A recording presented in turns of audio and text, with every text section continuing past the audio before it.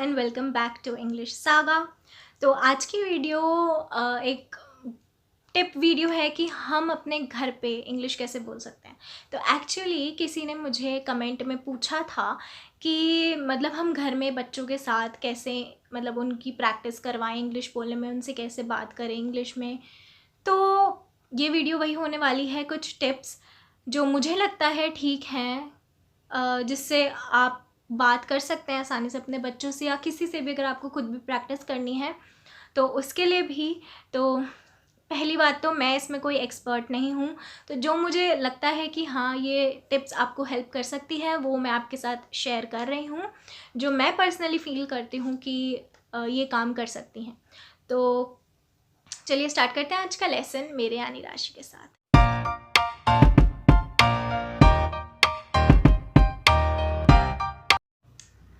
तो अगर आपको किसी को कोई नई चीज़ सिखानी है तो पहली बात, सामने वाले का उसमें इंटरेस्ट होना चाहिए। अगर वो चीज़ सीखना ज़रूरी है और उनका उसमें इंटरेस्ट नहीं है तो इंटरेस्ट आप डेवलप करवा सकते हैं। अब आप इंटरेस्ट कैसे डेवलप करवाएंगे? आप मैं वही उसकी टिप्स आपको देने वाली हूँ। तो इंटरेस्ट सबसे पहली चीज़ है जो बहुत ज़रूरी है। अगर किसी काम में आपका इंटरेस्ट नहीं होगा तो आप वो काम कभी ढंग से नहीं सीख पाएंगे। तो स्टार्ट करते हैं हम आज की 5 टिप्स में से पहली टिप। जब आप उनसे नॉर्मली बात कर रहे हैं अपनी लैंग्वेज में, चाहे हिंदी हो चाहे कोई और आपकी लैंग्वेज हो, तो आप जब उनसे बात कर रहे हो तो आप इंग्लिश के छोटे छोटे वर्ड्स ना कॉन्वर्सेशन में बीच में लाते रहो। तो उससे क्या होगा, उनके दिमाग में, देखो हम सीखते नॉर्मली ज़्यादा तब हैं जब हम ज़्यादा सुनते हैं। अगर हम सुनेंगे कोई चीज़ तो हमें वो ज़्यादा जल्दी लर्न होती है। टेक्स्ट बुक में से पढ़ते हो आप, उसको आपको रटना पड़ता है, उसको लर्न करना पड़ता है अच्छे से। आप कोई गाना सुनते हो ना, 2-3 बार सुन के आपको उसके लिरिक्स याद हो जाते हैं। तो ऐसा होता है कि आप उनको सुनने की आदत डालें। तो वर्ड्स आप जैसे कोई भी कॉन्वर्सेशन आप उनसे करें, कोई भी बात आप उनसे कर रहे हैं तो इंग्लिश के वर्ड्स उसमें ज़्यादा यूज़ करें। तो इंस्टेड कि आप कहो कि मतलब जैसे आपको उनसे कहना है कि ये फूल उसमें रख दो, पॉट में रख दो, तो आप कहिए कि फ्लावर्स पॉट में रख दो। तो ऐसे मतलब छोटे छोटे आप वर्ड्स को इंग्लिश में बोलो। जैसे कि मान लो आपको कहना है पानी, तो पानी की जगह आप वाटर यूज़ करो। आपको तकिया कहना है, आप उसकी जगह पिलो यूज़ करो। आपको कुछ भी कहना है ऐसा, पर्दे की जगह आप कर्टेन बोलो। तो उससे क्या होगा कि उनको इंग्लिश थोड़ा सा प्रैक्टिस आएगी बोलने में, तो उससे वो जल्दी सीखेंगे।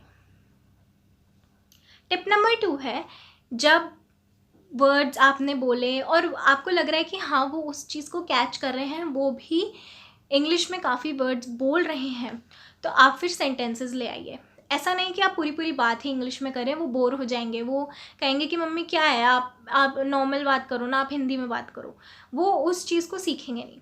तो अब जैसे मान लीजिए फॉर एग्ज़ाम्पल आप कह रहे हो कि मैं किचन में खाना बनाने जा रही हूँ, कौन मेरी हेल्प करेगा? तो आप इसकी जगह कहिए मैं किचन में खाना बनाने जा रही हूँ, who wants to help me. तो एक सेंटेंस आपने जैसे इंग्लिश में बोल दिया।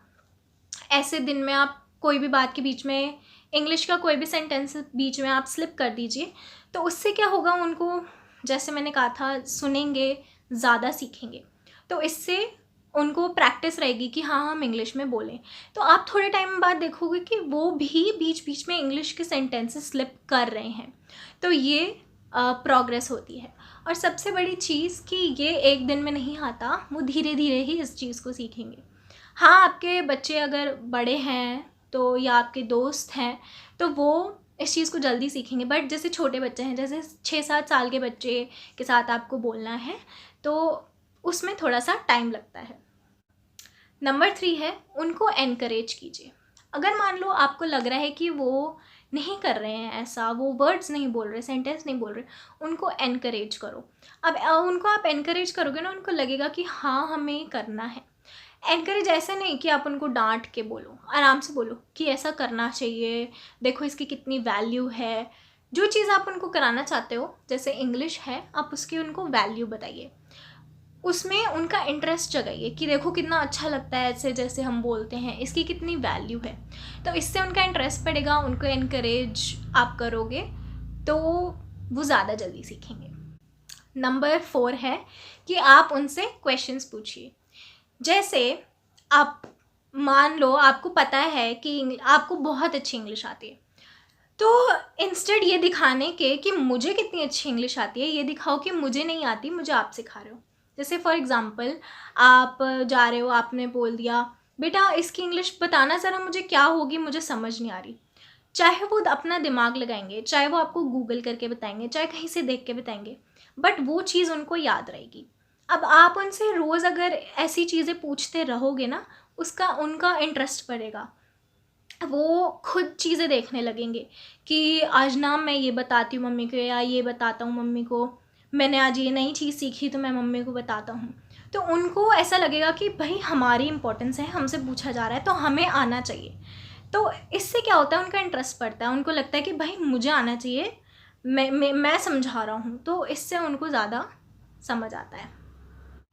नंबर 5 और लास्ट है, अगर आप सामने वाले को सिखाना चाहते हो तो आपको भी साथ में प्रैक्टिस करनी होगी। अकेले वो तभी सीख सकते हैं जब उनको अपने मन से है कि भाई मुझे सीखना है, बट कुछ होते हैं जो कहते हैं हम सीख लेंगे, टाइम है, अभी क्या करना है।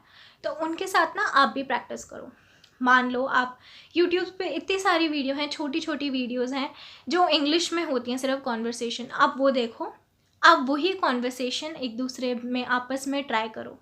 तो उनको एक क्या होता है, उनको एक पार्टनर मिल जाएगा और उनको ये लगेगा कि मुझे उससे ज़्यादा अच्छा करना है। जब कंपटीशन आ जाता है तो इंटरेस्ट अपने आप आता है, और जब इंटरेस्ट होगा तो वो चीज़ ज़रूर सीखेंगे। सबसे ज़रूरी चीज़ होती है कि हम उनको दिखाएं कि हाँ वो कर रहे हैं, बट हाँ इतना भी नहीं कि उनको ये लगे कि भाई मुझे सब आ गया। थोड़ा जैसे आपने प्रैक्टिस कर ली, एक दो गलती आप कर दीजिए जानबूझ के, या फिर उनसे पूछ लीजिए कि ये क्या होगा, तो उनको वो उस चीज़ में इंटरेस्ट आएगा कि हाँ मेरे को समझ आ रहा है और मैं उससे ज़्यादा अच्छा सीख रहा हूँ, तो वो ज़्यादा अच्छे से कर पाएंगे। आई होप ये टिप्स जो आप मांग रहे थे, जिन्होंने मुझे मैसेज करा था, कमेंट करा था, लक्ष्मी जी ने, आई होप आपको ये सेटिस्फाई कर गया है आंसर। इन केस आपका या किसी और का कोई भी डाउट है, आप मुझे कमेंट करके पूछ सकते हैं, मैं उस पर वीडियो बनाऊंगी, आपको रिप्लाई भी कर दूंगी। तो आई होप आज का लेसन आपको अच्छा लगे। हम मिलेंगे नेक्स्ट लेसन में, तब तक के लिए कीप लर्निंग।